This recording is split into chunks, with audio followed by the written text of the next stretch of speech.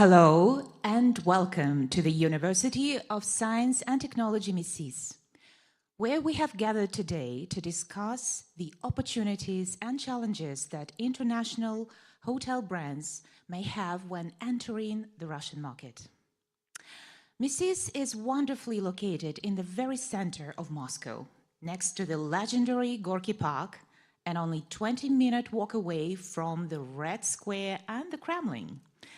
And we are well aware of the fact that its location is one of the factors why prospective students choose MISIS for their future place of study. But not only Russian students. About 25% of all the students here are international, coming from over 80 countries in the world. However much they are committed to their academic studies, international students do love traveling in the country. They love experiencing the country, its people, its culture, its nature, its life. So I can say that our university does play a role in international tourism too. But this is not the only role that we intend to play. With our new international master's program in intercultural communication and international tourism that we're launching this year, we are prepared to explore tourism as a complex field of inquiry that incorporates a number of human science aspects, including anthropology, sociology, geography, social sciences, history, economics, and natural philosophy. We are hoping to bring researchers and practitioners to make sense of the social, economic, cultural developments that the industry is facing at the national and international level. With that in mind, today we're welcoming our guests from one of the leading hotel groups in the world, Rotana Hotels and Resorts, who have presence in Middle East, Africa, Turkey, Eastern Europe, and now they have made their entry to the Russian market. To share this story of Rotana and the opportunities it sees for development in Russia, I'm happy to welcome to this stage Area Director of Rotana's Hotels and Resorts for Russia, Ray McShay. Warm welcome to you, Ray.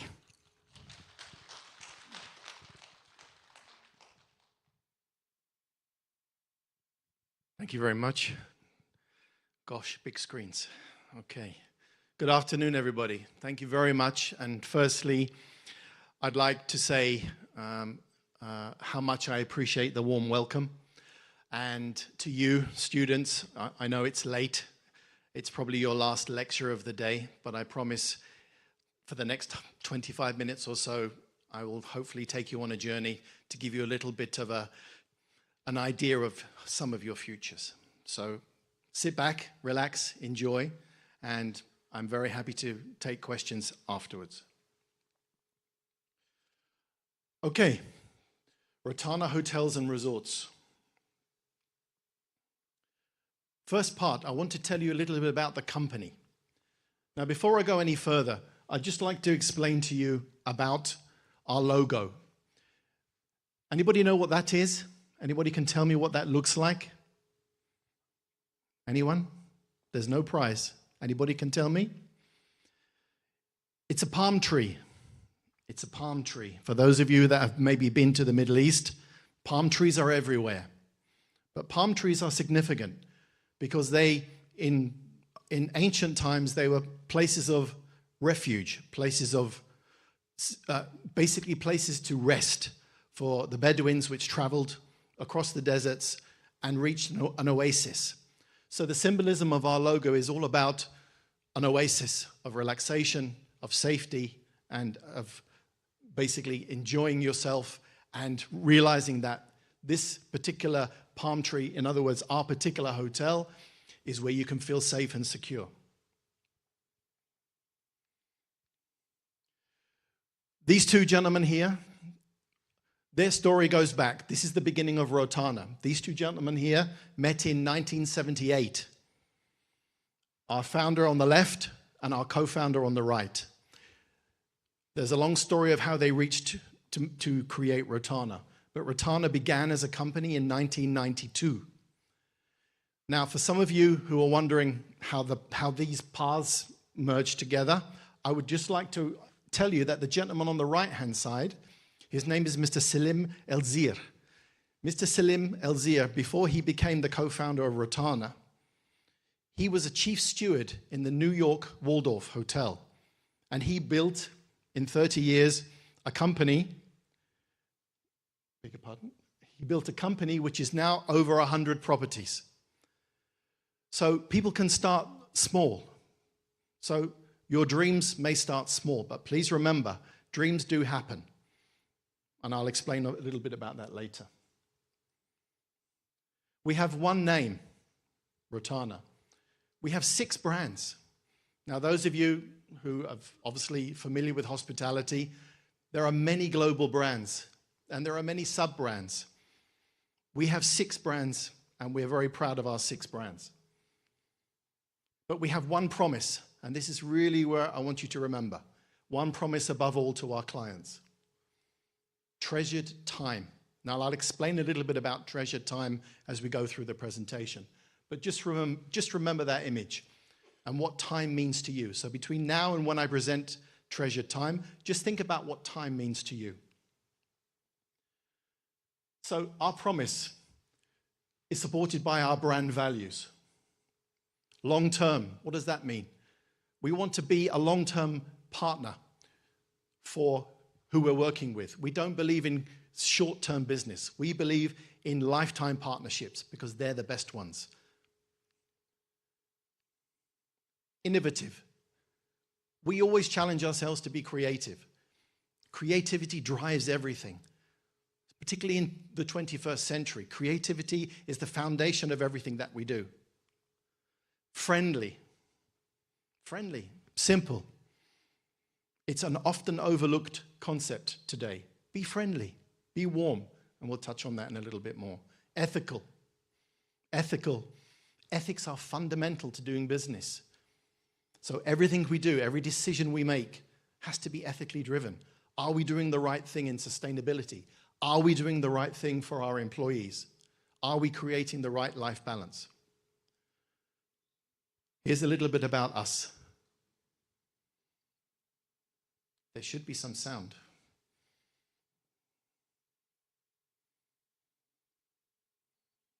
Any sound, gentlemen?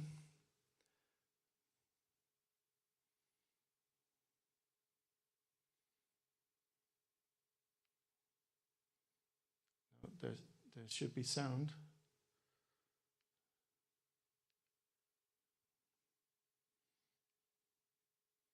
Can we try sound?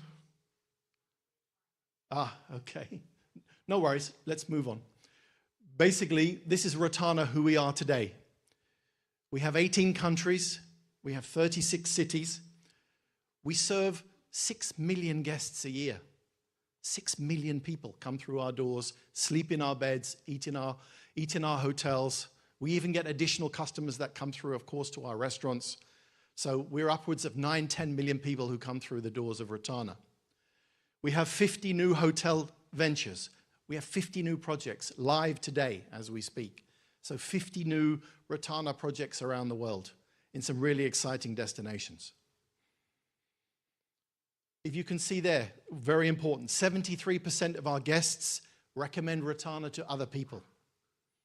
73% come through our door, sleep, stay, enjoy the Rotana experience, want to come back again. This is an important dynamic for us. A repeat guest is far more valuable than a one-shot guest. And those of you, of course, at your stage of studies know that. This is our world map of where we are at the moment with Rotana.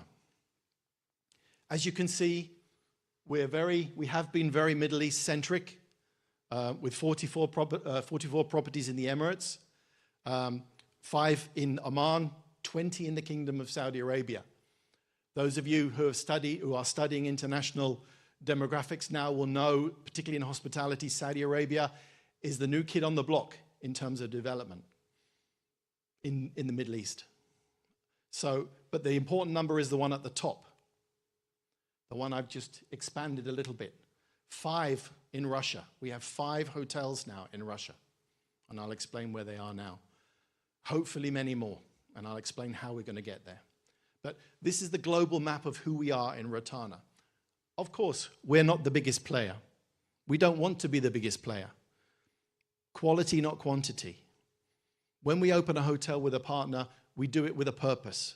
We do it with research. We do it with careful consideration of many, many factors, which we'll touch on. So what do we have? Rotana in Russia, 2024. We have 2 very important partners we're working with, Amtel and LSR. We've opened successfully our first hotel, the Edge in Seligerskaya. And we've also opened Edge Vinogradova, both in Moscow. These are conversion properties, former hotels of another brand, which have become Rotana Edge. Now, there will be a time later on, I'll explain, there will be information available on our brands, but the importance of this lecture is not about the information about the brands. It's about your futures and what you can expect when you enter in the world of global hospitality. So back to Rotana in Russia. Edge Seligerskaya, Edge Vinogradova. And we have 3 properties coming in Sochi. Yay! Beaches and relaxation and resorts and fun, for those of you that know Sochi. So we have 3 properties coming in 2026, scheduled to be open. So this is the beginning of our footprint. I'm here for a reason. I'm here to develop hospitality projects in Russia. I'm here to expand Rotana's footprint in this region. Russia is by far, for me, the country with the biggest potential in the world to develop new hospitality brands and concepts. This is where we are in Russia at the moment. These are the cities where we're talking to developers and owners about their projects and their properties. Some of these projects will materialize. Some of these will become Rotanas. Some of these will become other brands that we have. But of course, these are not all the cities in Russia. And I will touch on later on exactly what we're doing in terms of how we look at destinations and the importance of feasibility and studying carefully before we enter a city. So there's some exciting cities there. Again, Sochi is already there in yellow. Moscow is already there. Hopefully, by the time I come back here, there'll be quite a few more yellow cities colored there with actual Rotana properties. We've got 10,000 rooms coming. We've got 27 new cities coming to our portfolio. Now, the reason I'm telling you this is so I want you to understand our future, because we look for talent for our future. It's all about forward planning. So 10,000 rooms have to be managed. They have to be serviced. They have to be strategically positioned commercially. So that's a big footprint coming. And that all needs human resource. That all needs talent. Where does the talent come from? Globally, we have, you can see here, we have 10,000 plus staff. Of course, again, there are bigger hotel companies than us, but we are still ultimately a family-driven business, and that means a big difference. We show that care and that focus on the employee in all our exercises, in everything we do. So our core asset, and you'll hear it 100 times from today in different companies, different lectures, our core asset is our people. But for us, it actually means something. Because ultimately that's our biggest foundation of the house that we've built, is our people. We can put a hotel anywhere, but if we've got the wrong people running it, then it's a recipe for disaster. So the selection process, the careful crafting of the individuals, and the future of the business is dependent on the core asset, which is the employee. The Rotana team, as you can see there, 100 plus nationalities. Yes, we have lots of Russian nationals working for us. We have lots of Central Asian nationals. We have lots of Asian staff. We have lots of Europeans. We cover the globe because that's the client base.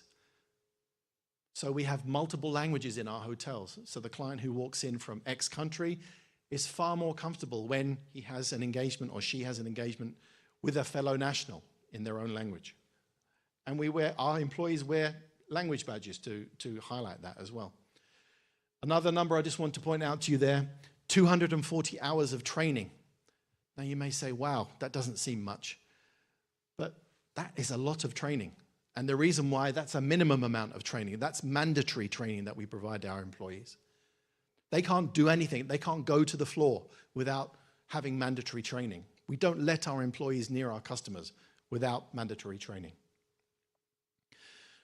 We have 25 corporate training programs throughout our company. We have fast-track corporate programs for our trainees.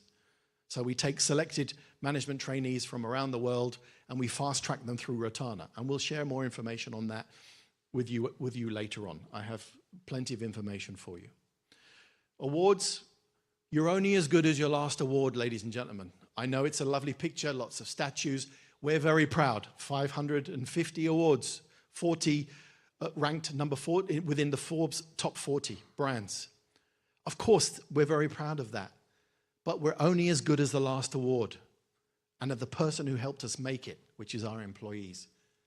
So whenever you win an award, be proud of it from that day. But the next day, wake up and realize it has to start again. There has to be a hunger. And this is what we do in our business. Back to treasured time. Now, this is the foundation of who we are.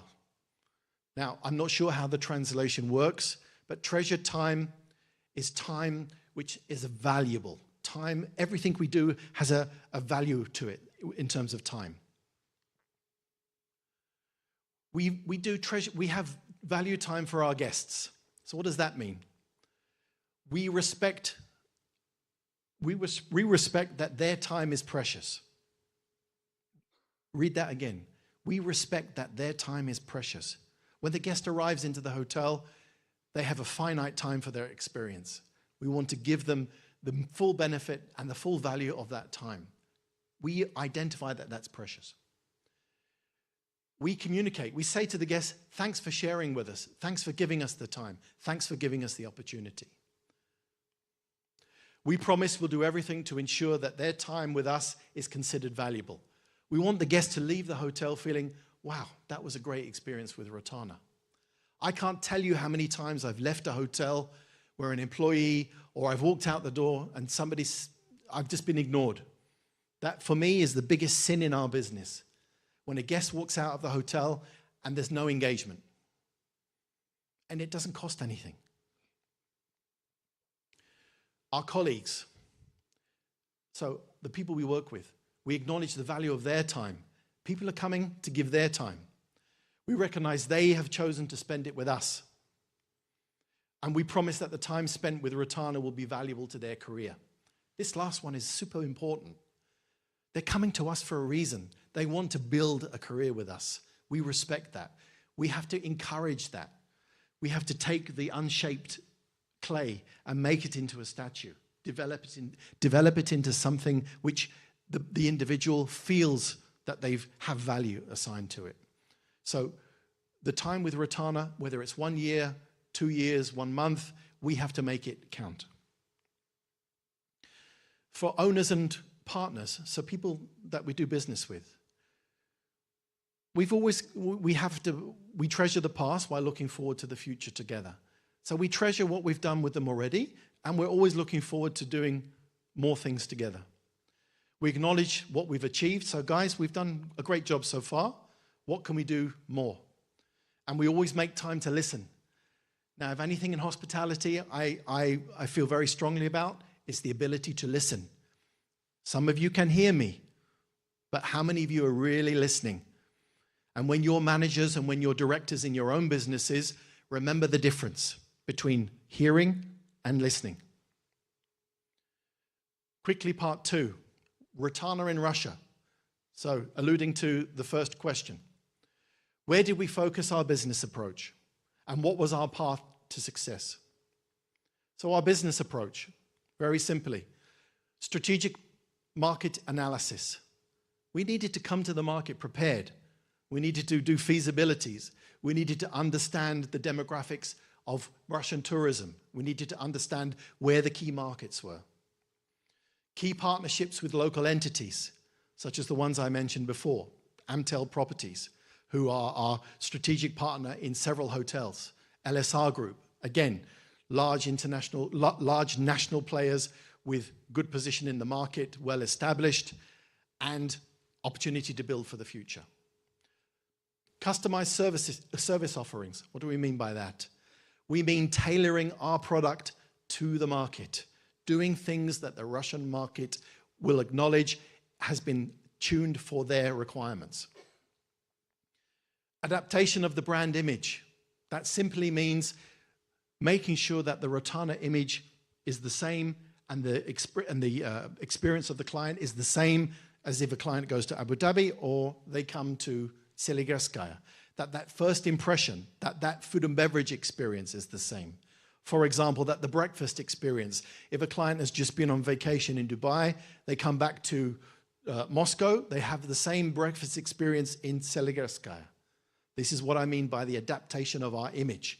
Just because we're in Russia, it doesn't mean to say that we should change our perspective on the expectations of the customer. Regulatory compliance, straightforward. Doing business in Russia, like every country in the world, has its challenges. We need to comply. We need to follow specific Russian regulations. We cannot bring our regulations and our guides to Russia and expect them to be followed. We have to understand the local. So, for example, when you're building a hotel, Russian code regulations, Russian processes, they have to be incorporated. So they may be different from international standards, but we're here in Russia. So this is all about compliance. The path to success, and again, I'm doing this very quickly, and I can elaborate more later. Uncompromising Rotana service. Now, this is a really important one for me.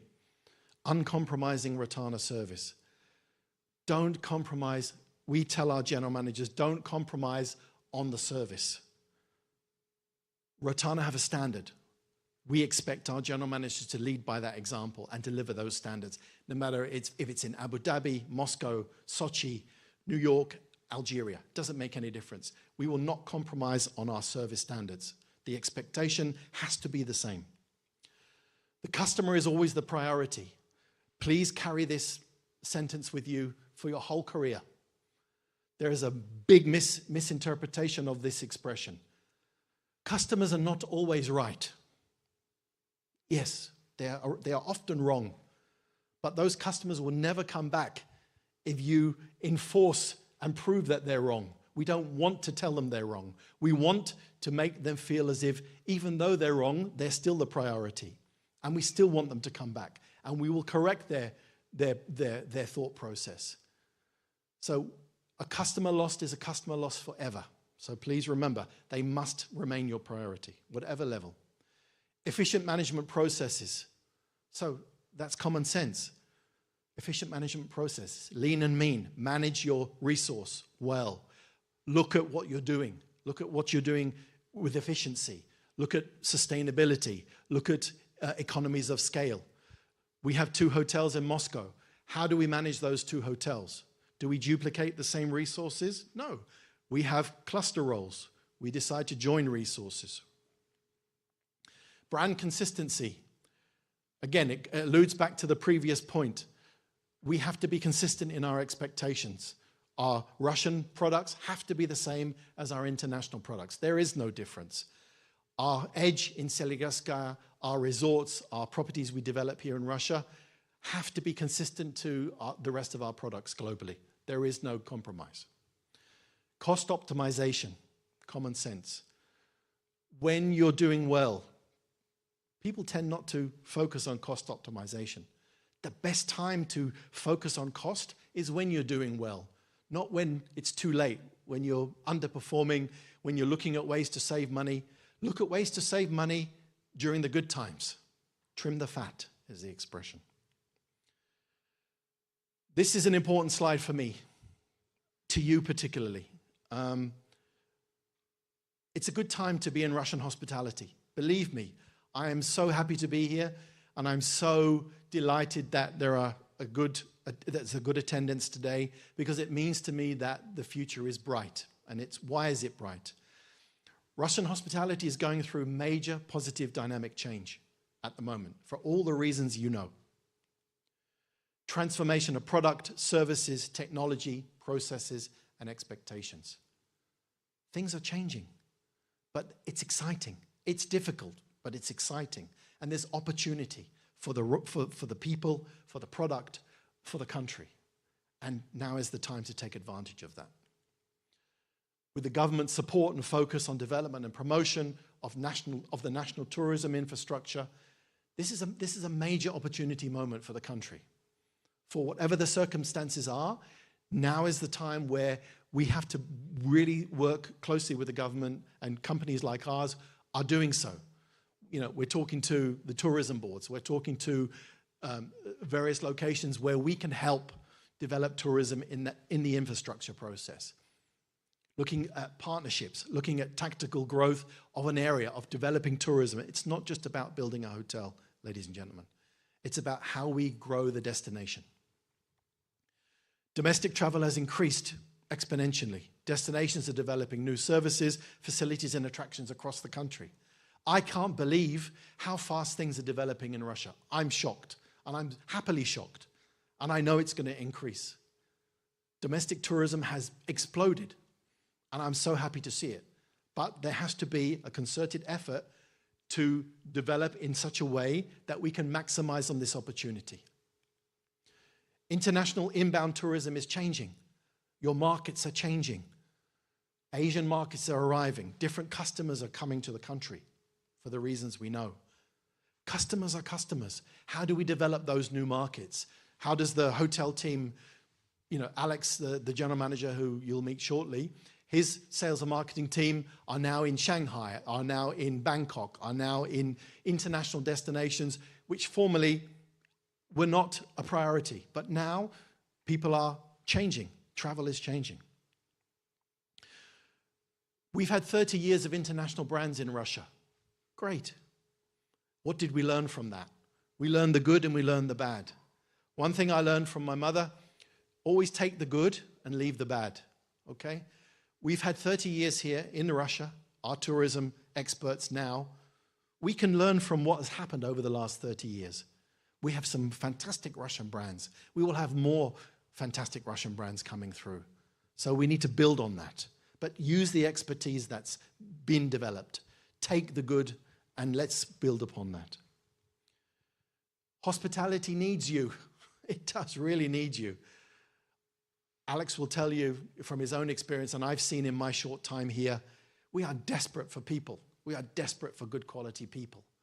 And there will be a huge pent-up demand for people like you, talented people like you. And I'll touch on talent a little bit later. I know this has been a brief presentation, and we'll talk more afterwards, but please take this message away. The best way to predict your future, anybody know? Is to create it. Whoever said that? Yes, well done. The best way to predict your future is to create it. Ladies and gentlemen, I'm Irish. This is a shamrock. Some of you may already know what that is, because we recently had St. Patrick's Day. So this is a shamrock, and everybody needs luck. And I really sincerely wish you the best of luck. And I'm very happy to answer any questions that you may have. And thank you very much. Thank you, Ray, for introducing us to Retana's values and philosophy towards its customers, towards its guests.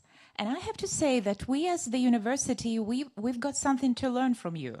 You said that customer is our priority. A customer is not always right. And that resonates with us, I guess, with the academics, because our students, they are not always right, but they're always our priority. So here, there is one major similarity. Thank you for that. We all understand that the travel and tourism industry is one of the most dynamic industries in the world.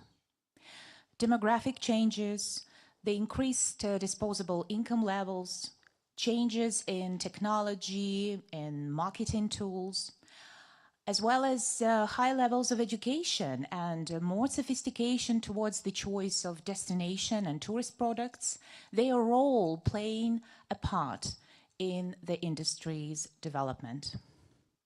And of course, we all understand that a particularly major factor in the development of the industry is the one that has to do with the need for a greater peace throughout the world. Traveling to foreign lands can help people to collaborate, can help visitors and hosts understand each other better for a better world for all of us. And I'm sure that all of the young people here who have gathered for this meeting, they all care for a better world for them, the world that is open for exploration. And they're very keen to learn which knowledge and skills they might need to build their international careers in the hospitality industry. And now we are going to discuss in a conversation some more specific aspects of hotel operations and management. And we're going to do that with Ray and his colleague, Alexander Timokhin, the general manager of two Rotanas Group hotels in Moscow, Rotana Seligerskaya and Rotana Vinogradova. Welcome, Alexander.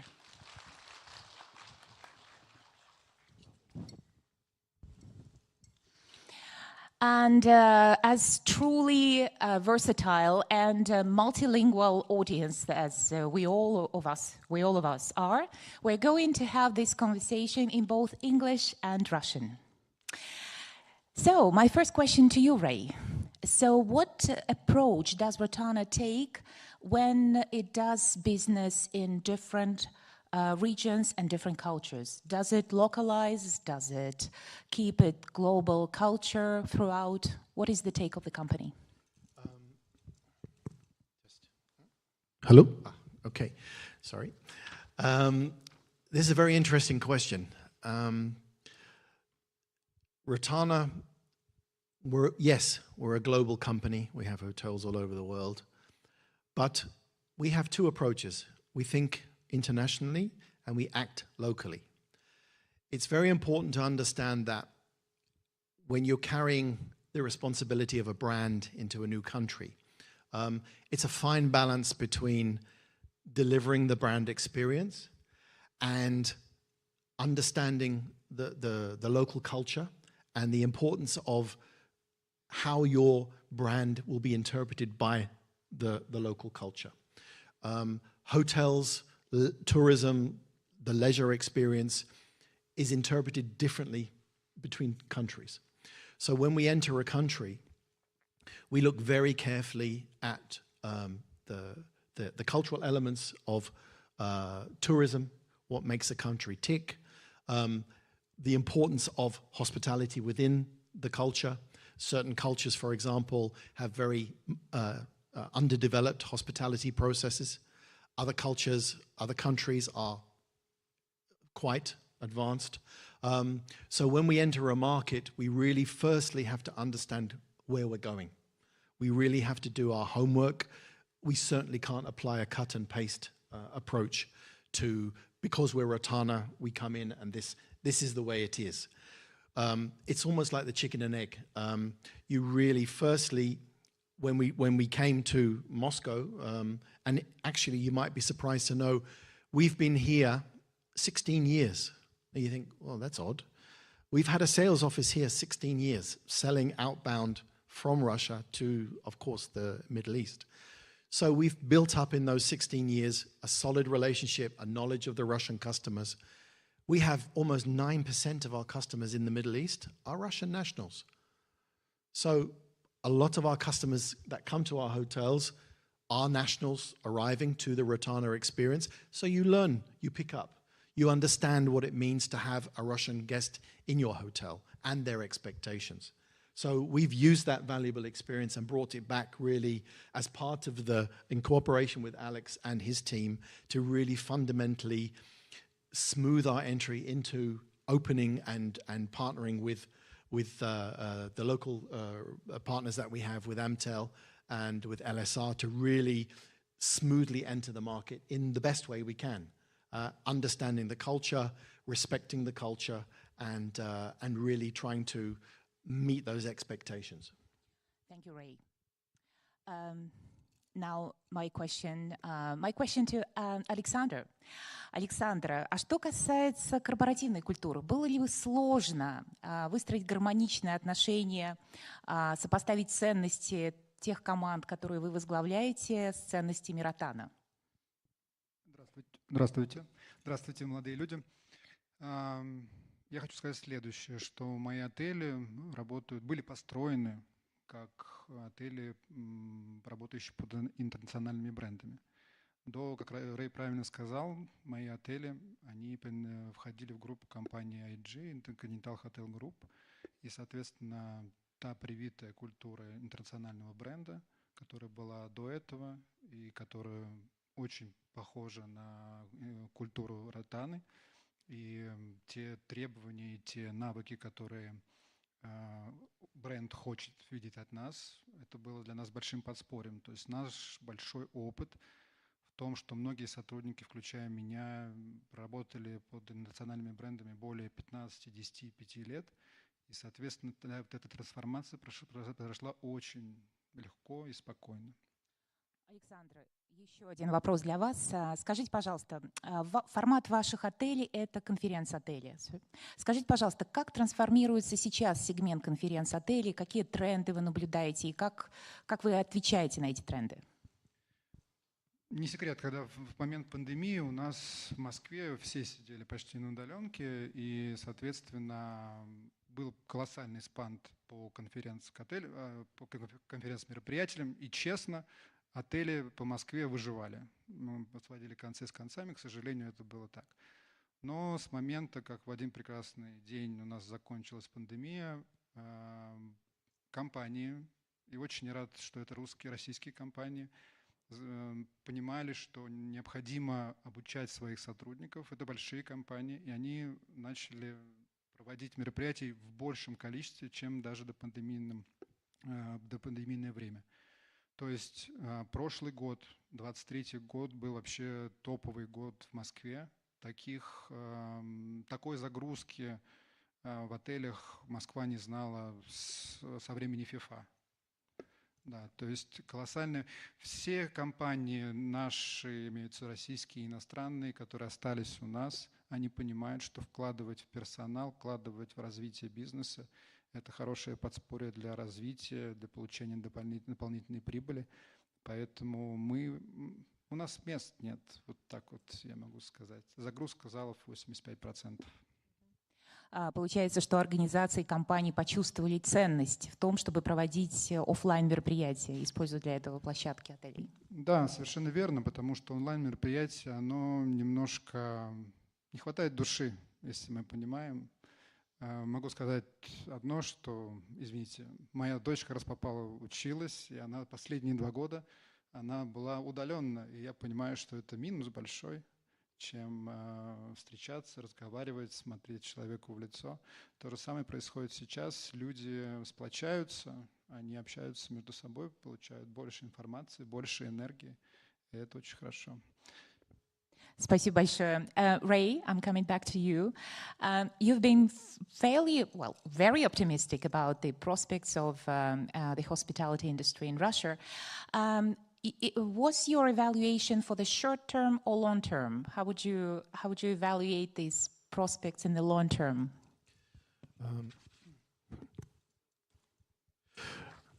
Okay. I think as a foreigner,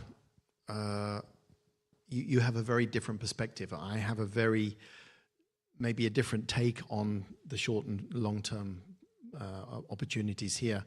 I don't see the difference. For me, it's about term. It's about opportunity for the future, be it short term, long term.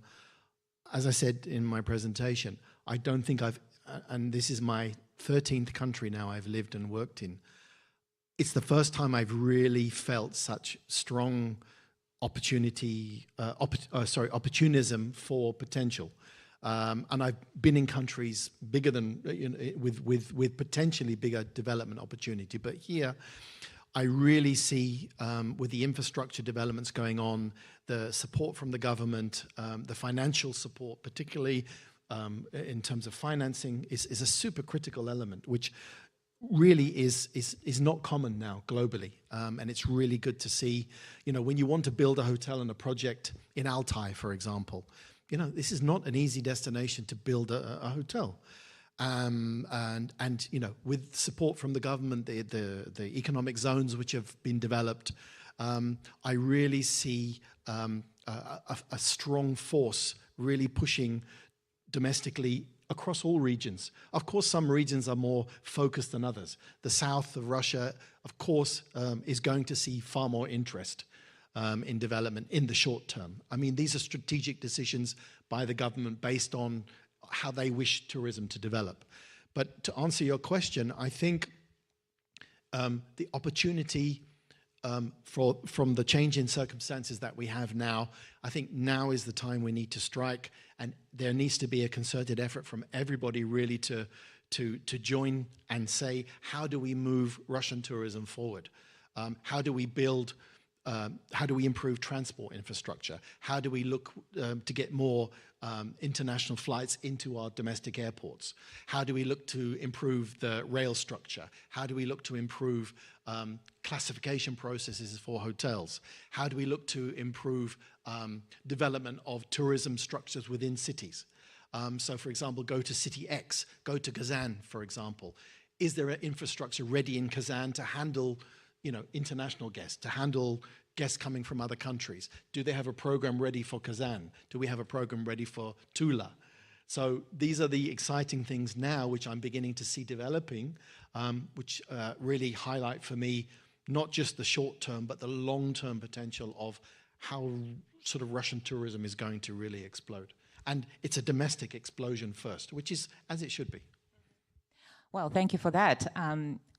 One course on our new master's program is exploring circumpolar regions because, well, Russia has this very specific geographic position, and I know that right now the city of Murmansk is enjoying a real inflow of tourists, especially from China. So there are destinations that you would never have thought of as, comfortable and convenient, but they're sophisticated enough now for the travelers, it looks. Yeah.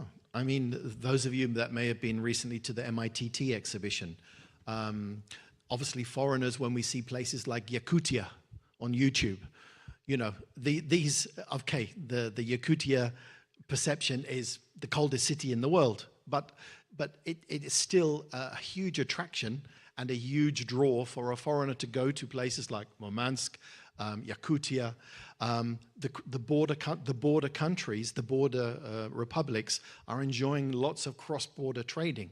I know from one experience alone, there's a huge movement of Russians across the Chinese border for dental work, and vice versa. Chinese are coming across for certain other commercial trades. So we're seeing a lot more activity. Chinese tourism, I noticed that there was a very strong presence in MITT from the Chinese Tourist Board, really trying to encourage Russians, of course, to go to China. But for me, it was all about the relationship building. I saw the activity on the Chinese stand from the Russian travel professionals was very significant. So for me, when I go to MITT, I look to see the activities on the stand. So I look to see where the Russians are interested in, also domestically and internationally. And you can see, certain new places are developing fast. Dagestan, for example, had a huge stand. Now, I have very little knowledge of Dagestan today, but that's not to say I won't be an advocate for understanding, this destination for tourism. Murmansk is the same story.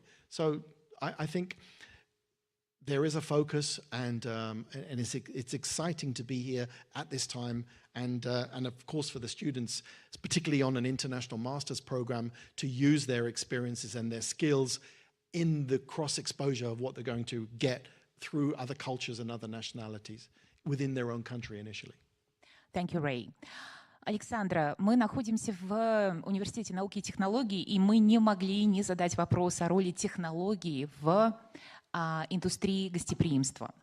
Мы уже услышали, что во время пандемии те технологии, которые использовали компании, в целом не были достаточно эффективны, поэтому многие вернулись, и скорее большинство вернулись к очному формату проведения встречи, конференций. Какую роль играют технологии сейчас в управлении, в администрировании отеля? И какую роль вы видите для них в будущем? Я уверен, что за ним будущее, это 100%. Мир развивается, и мы развиваемся в том числе, мы не стоим на месте. Очень сильная поддержка IT-систем, которые существуют в отеле, и конкретно в брендах, в отелях, которые работают под брендами.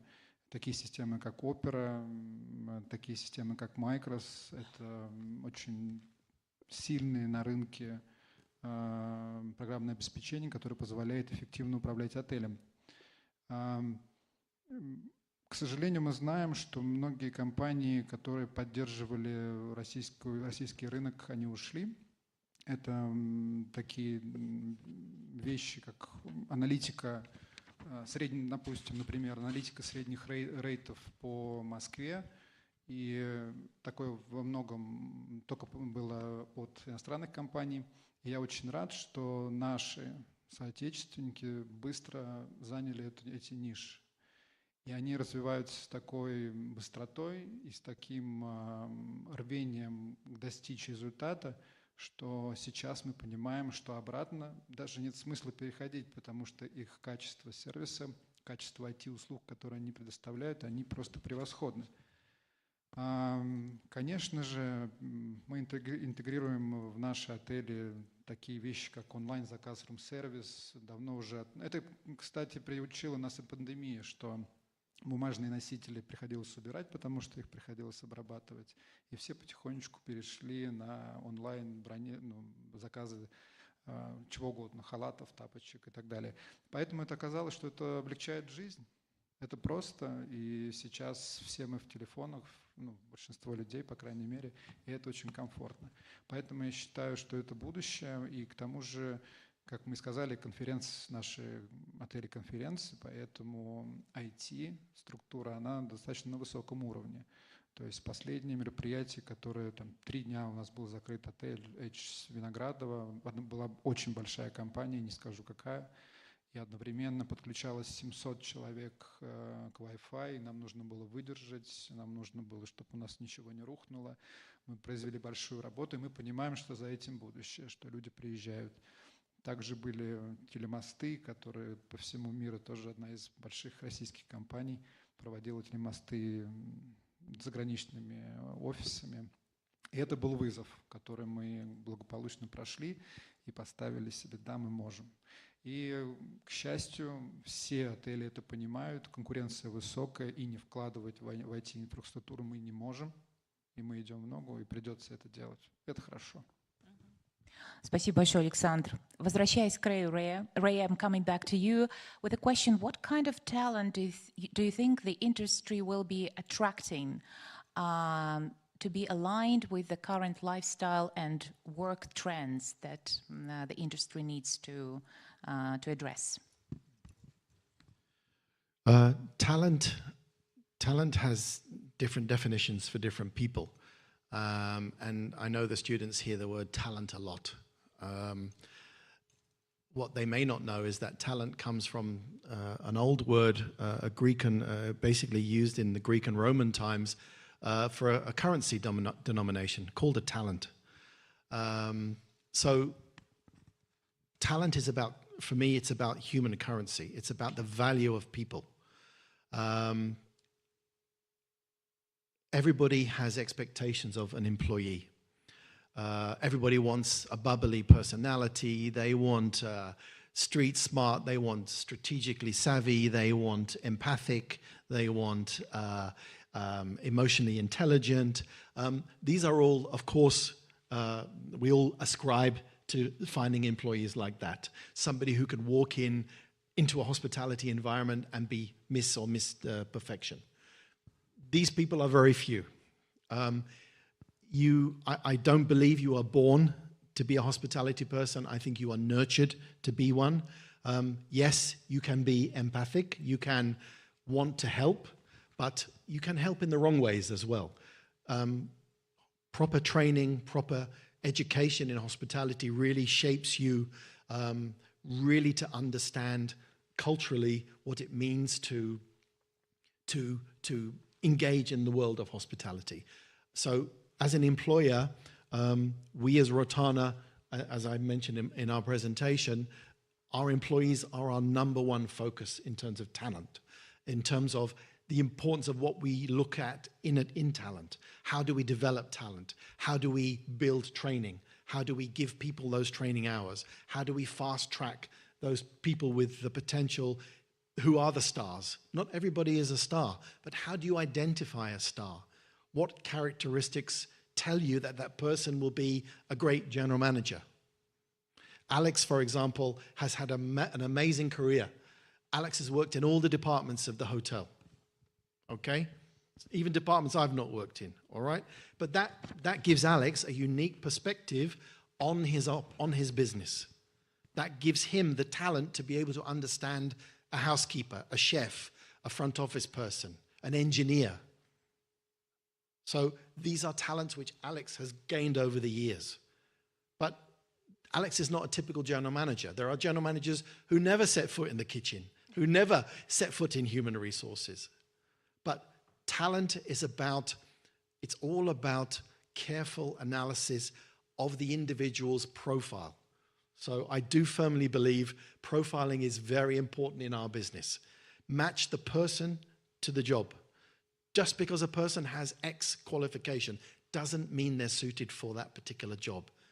So I would rather interview 50 people and get the right one person than employ 49 people, and in 1 year, they're all gone. That's impressive. Thank you. Well, that's very competitive.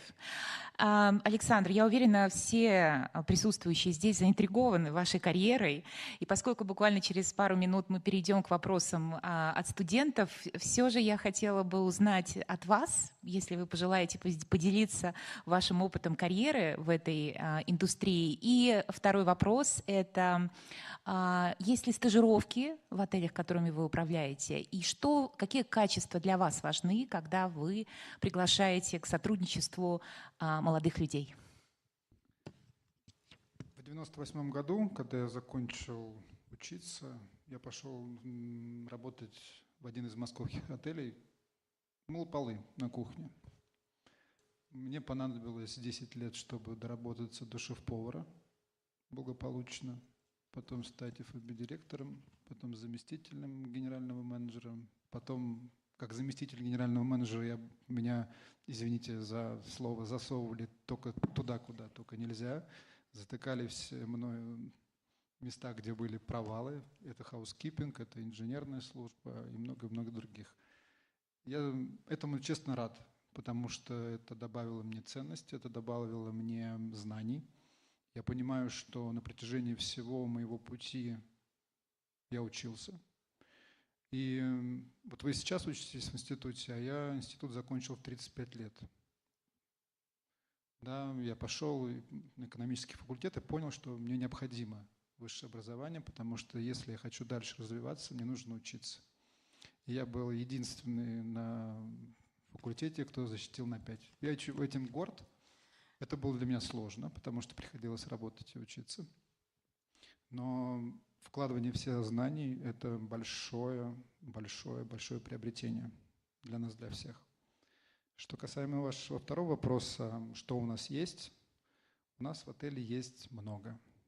За прошлый год 20 студентов из разных абсолютно колледжей, институты начали у нас работать. Кто-то учится и работает, кто-то дождались все-таки, когда закончит. Здесь присутствует Наталья Евстифеева, которая сейчас меня снимает. Вот она плешка.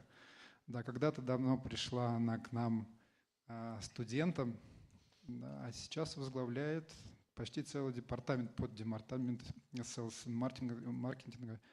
И уже отлично съездила и в Китай, и в Дубай, и в Малайзию, и в Индонезию. Что я хочу сказать? У нее горит глаз. Вот таких людей у нас мало. И почему? Не стесняйся. Очень хочется, чтобы приходили люди, которым не все равно. Не все равно на своих коллег, не все равно на общество, которое нас окружает. Потому что в целом я всегда думал об одном. Государство – это мы. Это я. И мы можем сделать наше государство, только любя его и воплощая его. В лице, допустим, гостиничного бизнеса. К нам приезжают гости, мы их встречаем, мы даем им тот сервис, который они хотят видеть. И вот таких людей мы ищем. У нас есть программы, есть несколько программ, но есть особо тяжелые, через которые проходят, начиная с кухни и до самого почти верха. Но это незабываемое впечатление. Будет очень тяжело, рекомендую, но будет очень тяжело. Очень тяжело будет, потому что придется мыть посуду. Придется, наверное, с маникюром распрощаться на какое-то время. Но это незабываемо, на самом деле. Понять ценность того человека, кто моет посуду, это очень важно для генерального менеджера. Поэтому рекомендую. Спасибо, Александр. Это действительно очень ценное замечание. То, с чем мы сталкиваемся, когда готовим наших студентов к рынку труда, это завышенные ожидания. И реалии таковы, что действительно, чтобы придать ценность себе, своему опыту и профессионализму, который в будущем у наших студентов, выпускников, я очень надеюсь, будет, действительно очень важно получить опыт на разных уровнях. И это ваша индустрия, я уверена, настолько романтизирована, как телевизионными сериалами, так и фильмами. И, возможно, не всегда показывает то, на чем на самом деле строится успех на вкладе тысяч и тысяч сотрудников по всему миру, которые вкладываются в репутацию. Вы абсолютно правы. Я прошу не бояться, потому что я продавал видеокассеты возле метро. Вот Юлия Константиновна, директор отдела продаж, стояла в костюме пылесоса возле какого-то метро давно. Не бояться. То есть не бояться. Понятно, что когда вы придете, вам никто не даст супервайзера, менеджера и так далее. Вам придется, конечно, заниматься какими-то вещами, которые, возможно, так сразу вам и не понравятся. Но все с чего-то в жизни начинают. Вспомним себя всех, все с чего-то когда-то начинают. Поэтому, что важно, чем раньше вы начнете, тем быстрее достигнете вы своей цели. Задумайтесь об этом сейчас, сделайте тот самый выбор. И очень важный момент, что будет преследовать вас всю жизнь, это лень. Не ленитесь, пожалуйста, вкладывайте в себя. Лень – это такая... Я начну бегать с понедельника, худеть с понедельника, после Нового года, после праздников, пойду учиться. Вот лень будет вас преследовать всегда. И вот с ней боритесь до последнего. Ну что же, я думаю, самое время передать слово нашей аудитории. Уважаемые коллеги, микрофон находится вот в той части нашей сцены, и если у вас есть вопрос, пожалуйста, вы можете подойти и задать его, используя микрофон. Пока мы готовимся, я задам еще один вопрос Рэю, и мы надеемся, что у нас хватит времени для того, чтобы услышать несколько вопросов от нашей аудитории. Ray, while the students are getting ready with their questions, I still have a question for you. So what is your personal experience of Russia? Have you been traveling a lot, and what are your favorite destinations? Okay, well, yeah, this is going to be a very strange answer, ladies and gentlemen. In my role as developing hotels in Russia, you would think I've traveled the country and been around and all the republics and been to, Vladivostok, but no. I've been to 2 destinations only. Unfortunately, most of my discussions have happened in Moscow. so far. I've been to St. Petersburg, but I can safely also claim that I've been to Kolomna. Yes, this is the furthest I've been outside of Moscow, unfortunately, apart from St. Petersburg. But I've tried to get to other destinations. But to be frank, it's critical that I'm discussing deals now. Later on, once we sign the deal, for example, in Altai, I will certainly go to Altai to see the project. But my responsibility at the moment is to get the deals done and to work with the developers to cement the relationship with Rotana.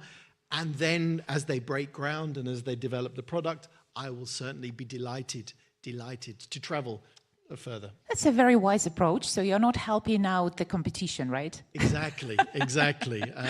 And I am so looking forward to go to places like Yakutia and Tula and Tyumen and all the places that Alex tells me are amazing.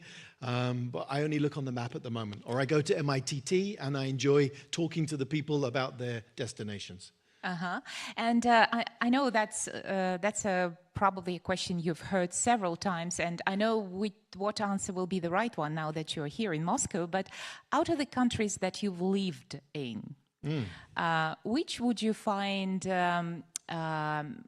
most impressive personally and culturally? Maybe you can share that. Ooh, okay, you put me on the spot now. Of course, you know, sitting here in Moscow, Moscow is number one, right? Russia is number one. Let's get that out of the way first. Honestly, some of you in the room here will have in the future very similar experiences to me.